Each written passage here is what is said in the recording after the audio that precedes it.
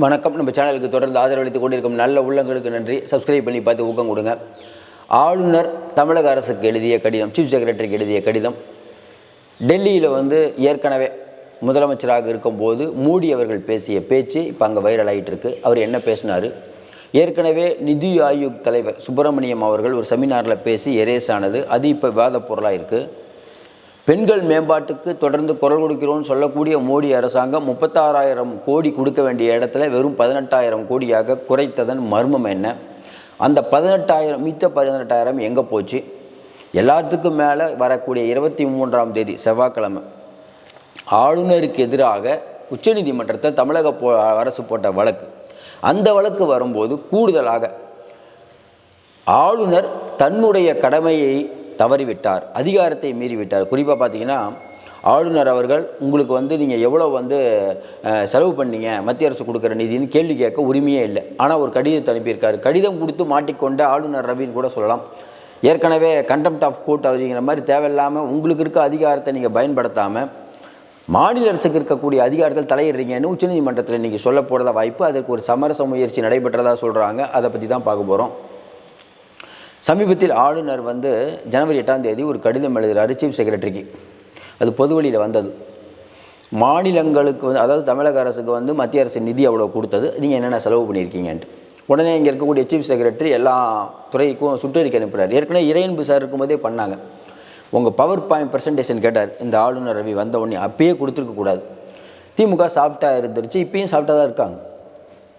இவங்க கேட்குறாங்க. கேட்ட உடனே எல்லாத்துக்கும் சுற்றறிக்கை அனுப்புனாங்க. என்ன பிரச்சனைன்னா, நாங்கள் நிறையா நிதி கொடுத்தோம்னு தொடர்ச்சியாக அண்ணாமலை, நிர்மலா எல்லாம் சொல்லிகிட்டு இருக்கும்போது பேரிடர் நிவாரண நிதி வரலை. திமுகவும் பெருசாக அதை டார்கெட் பண்ணலை. ஆனால் இன்றைக்கி இந்த கடிதம் அப்படிங்கிறது ஆளுநர் தன்னுடைய அதிகாரத்தை மீறி எழுதியிருக்காரு. அவர் ஏன் எழுதுகிறாரு? ரொம்ப ஸ்மார்ட்டாக பண்ணுறதா நினச்சிட்டு பண்ணுறாரு. ஏற்கனவே செந்தில் பாலாஜி டிஸ்மிஸ் பண்ணணுன்னு லெட்டர் கொடுத்துட்டு 4 மணி நேரத்தில் பின் வாங்கினார். அதே கதை தான். ஏன் இப்படி பண்ணுறாரு? நிர்மலா சீதாராமனுக்கு மத்திய அமைச்சர்கள் எல்லாருமே பரவாயில்லப்பா, ஆளுநர் ரவி பக்காவாக பண்ணுறாரு, நம்ம நிதியே கொடுக்கல, இருந்தாலும் இவர் கடிதம் எழுதுகிறாரு, ஏற்கனவே கொடுத்த நிதியை என்ன பண்ணீங்க? அதாவது நம்ம என்னென்னா, இப்போ ஏற்கனவே இவர் கேட்டார்ல, நம்ம அண்ணாமலையெல்லாம் கேட்டாங்க 4,000 கோடி எங்கே, ஏன் தண்ணி நிற்கிதுன்னு கேட்டாங்கல்ல. நம்ம என்ன சொல்கிறோம்? திமுக தப்பு பண்ணிடுச்சா? ரைட்டு, 4,000 கோடி தப்பு பண்ணிடுச்சு, அது இருக்கட்டும். நீ நிதி கொடுத்தியான்னு அதுக்கு பதில் இல்லை. நீங்கள் 4,000 கோடி எங்கேன்னா, அதுக்கு தான் திமுகவுக்கு நாங்கள் அடுத்த எலெக்ஷனில் ஓட்டு போட போகிறோமே. நாங்கள் தான் மாறி மாறி தான் கொண்டு வரோம். எங்களுக்கு தெரியாதா? திமுக அதிமுக நீங்கள் கேட்கலாம். திமுக அதிமுக 2 பேரும் தானே கொள்ளடிக்கிறாங்க. நீங்கள் அதையும் அதை விட அதிகமாக கொள்ளடிப்பீங்களே. ஏற்கனவே சிஏஜி அறிக்கை என்னாச்சு? டோல்கேட்டில் நீங்கள் எவ்வளோ பணம் கொள்ளடிச்சிங்க, இல்லாத பேரில் எவ்வளோ கணக்காட்டி செல்ஃபோனில் பணம் வாங்கினீங்க, எல்லாம் தெரியும். இல்லை, பேசினா நிறைய பேச வேண்டியிருக்கும். அப்படிப்பட்ட சூழ்நிலையில் நிதி கொடுக்க முடியல உங்களால். ஆனால் நீங்கள் என்ன சொல்கிறீங்க காரணம்? ஏற்கனவே கொடுத்த நிதிக்கு என்னென்ன செலவு பண்ணீங்க அப்படின்னு சொன்னோன்னே திமுக கொடுக்க முடியாதுன்னு சொல்லியிருக்கணும். ரூல்ஸே இல்லை. ஆனால் சீஃப் செக்ரட்டரி எல்லாத்துக்கும் கடிதம் எழுதுகிறார். அவ்வளோ சாஃப்டாக இருக்காங்க இவங்களும், என்னன்னு தெரியல. இப்போ என்ன நடக்க போகுது? பஞ்சாபில் ஆளுநர் சொல்கிறாரு, நான் புனித அதாவது ஆன்மீகம் இதுக்கு செலவு பண்ணணும்னு சொல்லி கணக்கு கேட்கும்போது அதுக்கெல்லாம் கொடுக்க முடியாதுன்னு கணக்கை கட் பண்ணாங்க. அந்த பணம் கொடுக்க முடியாதுன்னு சொன்னாங்க. இங்கே பிடிஆர் அவர்கள் ஏற்கனவே 1,80,00,000 ரூபா தான் செலவு பண்ணிகிட்டு இருக்கக்கூடிய ஆளுநர் மாளிகை திடீர்னு 3 கோடி ரூபா செலவு பண்ணியிருக்காங்க. நிறைய தில்லுமுள்ளுகள் நடக்குதுன்னு சொன்னாரா இல்லையா? ஆளுநர் வீட்டில் கல்யாணம் பண்ணுறாங்க. அந்த வீட்டில் கல்யாணம் பண்ணுறதுக்கு அவர் சொந்த செலவில் தான் எல்லாம் பண்ணுறதா சொன்னார். வெளியில் கணக்கே இல்லையே. அந்த ஆளுநர் மாளிகைக்கு வெள்ளை அடித்ததுலேருந்து உள்ள அலங்காரங்கிற நிறைய விஷயம் இருக்குது. இதுக்கெல்லாம் யார் வீட்டு பணம்? எல்லாத்த விட முக்கியமாக ஒரு விஷயம், இங்கேருந்து தமிழ்நாடு அரசு கேஸ் போடுது உச்சநீதிமன்றத்தில் ஆளுநருக்கு எதிராக. ஆளுநர் ஒரு 4-5 பேரை கூப்பிட்டு போகிறார். அங்கே வழக்கறிஞர்களை வச்சு வாதாடுறாரு. இங்கேருந்து கூப்பிட்டு போகிற செலவெல்லாம் யாருது? தமிழக அரசுக்கு போகிற செலவும் நம்ம காசு தான், ஆளுநர் போகிற செலவும் நம்ம காசு தான். ஆளுநருக்கும் இவங்களுக்கும் உள்ள மோதலில் காசு போகிறது நம்ம காசு தான். இதை ஒரு பக்கம் ஆளுநர் வாழ்கனின்னு ஒருத்தர், ஒரு பக்கம் திமுக வாழ்கன்னு ஒரு பக்கம். நம்ம மட்டும்தான் வாழல, அவங்க 2 பேரும் நல்லா தான் வாழ்ந்துட்டுருக்காங்க. திமுகவையும் சேர்த்து தான் நம்ம சொல்கிறோம். இன்னும் கொஞ்சம் வலிமையாகவே இருக்கணும் திமுக. ஏன் சாஃப்டாக பண்ணுறாங்க நமக்கு புரியல. ஏன்னா ஆளுநர் தான் உங்களுக்கு பிரச்சனை பண்ணுறாரு, நல்லா தெரியுது இல்லை. இப்போ என்ன சிக்கல் வந்தது? 23ஆம் தேதி வழக்கு வரும்போது உச்சநீதிமன்றத்தில் ஆளுநர் ரவிக்கு எதிராக இந்த துணைவேந்தர் ஜெயநாதன் விஷயம், இவர் தான் துணைவேந்தரை போட்டார். அந்த துணைவேந்தரை போய் பார்க்க போகிறார். குற்றம் சாட்ட ஒருத்தரை பார்க்க போகிறார். அப்போ எந்த மாதிரியான கான்ஸ்டியூஷன் அத்தாரிட்டியாக இருக்கக்கூடியவர் பார்க்க போகிறார் அப்படிங்கும்போது நீதிமன்றத்தில் ஜெகநாதன் அவர்களுக்கு மேலே முகாந்திரம் இல்லைன்னு சொல்லிட்டாங்க. அதனால் ஓரளவுக்கு தப்பிச்சிட்டார். ஆனால் இந்த லெட்டர் அனுப்புனதில் தப்பிக்க முடியாது. இப்போ லெட்டர் அனுப்புனது மூலமாக என்ன சொல்கிறாரு? மத்திய அரசு நிறைய நிதி கொடுக்குது, இங்கே இருக்கக்கூடிய மாநில அரசு நிறைய அதுக்கு செயல்படுத்தல முறைகேடு இருக்குன்னு சொல்கிறதுக்கான விஷயம்.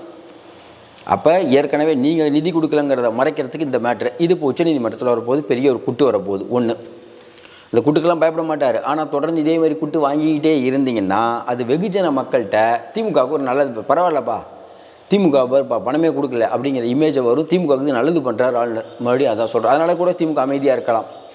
இப்படிப்பட்ட சூழ்நிலையில் சமீபத்தில் மோடி அவர்கள் பேசிய ஒரு பேச்சு, ஏற்கனவே 2013 14வது நிதிக்குழு அமைக்கப்பட்டது.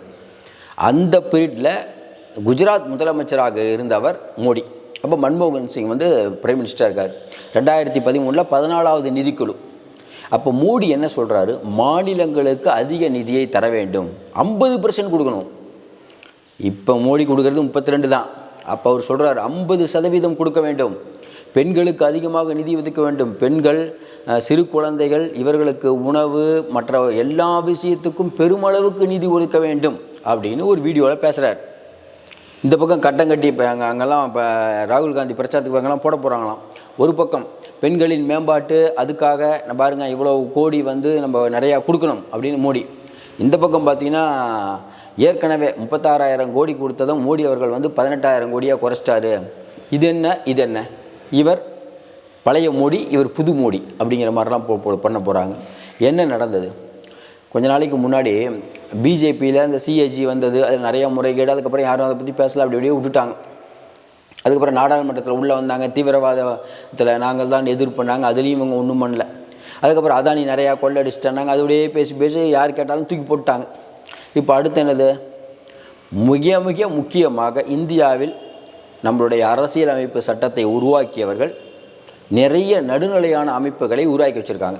என்ன தான் கவர்மெண்ட் இருந்தாலும் இப்போ தேர்தல் ஆணையம் தனி பாடி, இந்த control of auditor and finance அது தனி body, Reserve Bank of India அது தனி பாடி, ஃபைனான்ஸ் கமிஷன் தனி பாடி. இந்த ஃபைனான்ஸ் கமிஷன் அப்படிங்கிறது எளிமையாக புரியணும்னா பணத்தை மேலாண்மை பண்ணக்கூடியது. இப்போ அரசாங்கம் மோடி நடத்தினாலும் பாருங்கள், இவ்வளோ பணம் வருது, இவ்வளோ பணம் வெளியில் வருது, கொடுக்குறீங்க, நம்மகிட்ட இப்படி கையிருப்பு இருக்குது, போன வருஷம் அப்படி பண்ணியிருக்கீங்க, அது தப்பு, இதில் குறைக்கணும், இதில் கூட்டணும் அப்படின்னு பொருளாதார நிபுணர்கள் அந்த கமிஷனில் இருப்பாங்க. இவ்வளோதான்.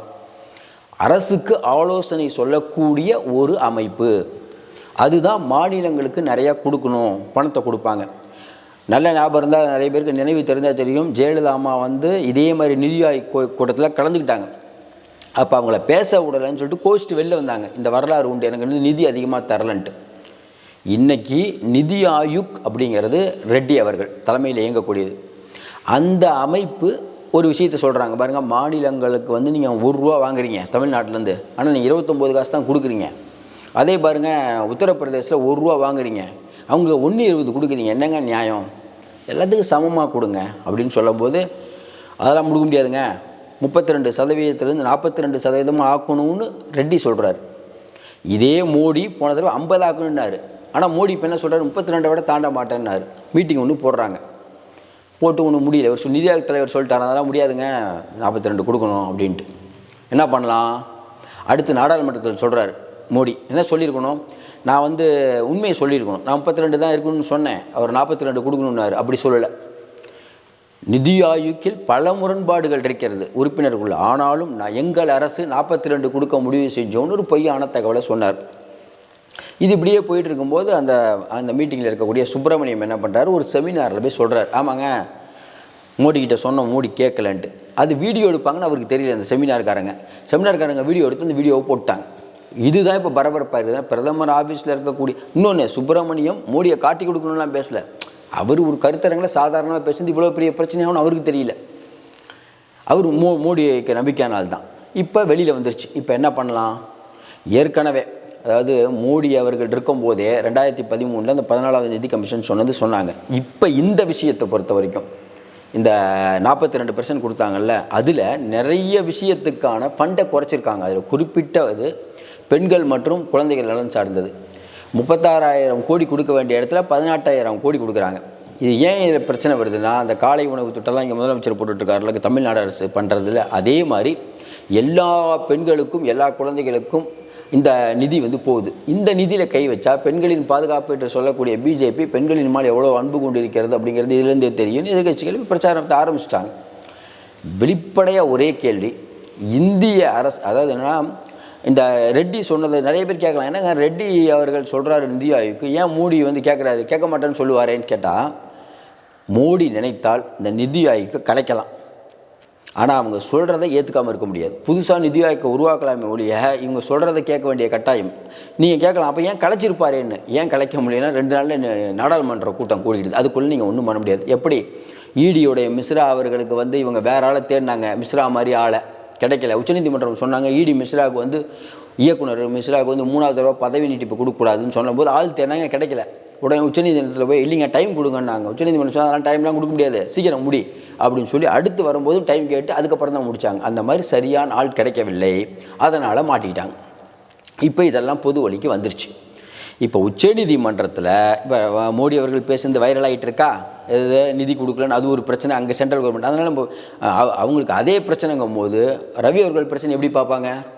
இப்போ என்ன பிரச்சனை, 23ஆம் தேதி செவ்வாய்க்கிழமை உச்சநீதிமன்றத்தில் ரவி அவர்கள் வழக்கு வரும்போது தலைமை செயலாளருக்கு எப்படி கடிதம் அனுப்பியிருக்கீர்கள் அப்படின்னு இன்றைக்கி தமிழக அரசு கேட்டால் சிக்கலாயிரும். ஆனால் தமிழக அரசு கேட்பதற்கான வாய்ப்பு ரொம்ப குறைவுங்கிறாங்க. ஏன்னா இவர் கேட்டதுக்கு உடனே அவர் வந்து சுற்றறிக்கை அனுப்புகிறாரு. அதனால் தமிழக அரசு என்ன பண்ணுன்னு தெரில. அப்படி ஒரு வேளை பண்ணால் மாட்டிக்குவார். ஒன்று. இன்னொரு விஷயம், இப்போ 23ஆம் தேதி இப்போ ஆளுநர் என்ன சொல்லுவார் அங்கே போய், ஆமாங்க நீங்கள் சொன்ன உடனே நான் முதலமைச்சரை கூப்பிட்டேன், வந்தார், 2 பேரும் பார்த்து பேசணும். சரி பேசுனீங்க, என்ன நடவடிக்கைன்னு கேட்பாங்க. ஏங்க அந்த மாதிரி வீரமணி உள்ளிட்ட முன்னாள் அமைச்சர்கள்லாம் இன்னும் கொடுக்கலையேன்னு சொல்லும்போது ஆளுநர் இல்லை அதில் பிரச்சனை இருக்குதுன்னு சொன்னார்னா கண்டிப்பாக தமிழக அரசு சொல்லும், ஆமாங்க பிரச்சனை இருக்குதுன்னுலாம் சொல்கிறாரு.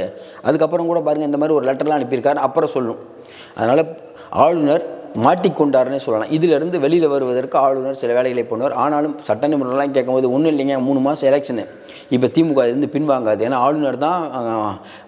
ஆளுநர் கண்டென்ட் தான் மெட்டீரியல் ஆகக்கூடிய கண்டென்ட். நீங்கள் மோடியை திட்டுறதை விட மோடி திட்டினா கூட இடி வரும், ஆளுநர் நம்ம அடிச்சுடுவோம். ஏன்னா ஆளுநர் தான் நமக்கு நிறைய கண்டென்ட் கொடுக்குறாருன்னு கூட திமுக நினைக்குங்கிற மாதிரி சொல்கிறாங்க. ஆளுநர் தொடர்ந்து அப்புறம் இன்னொன்று வந்து ஒரு கல்யாணம் நடந்தது, இப்படி பல பிரச்சனை.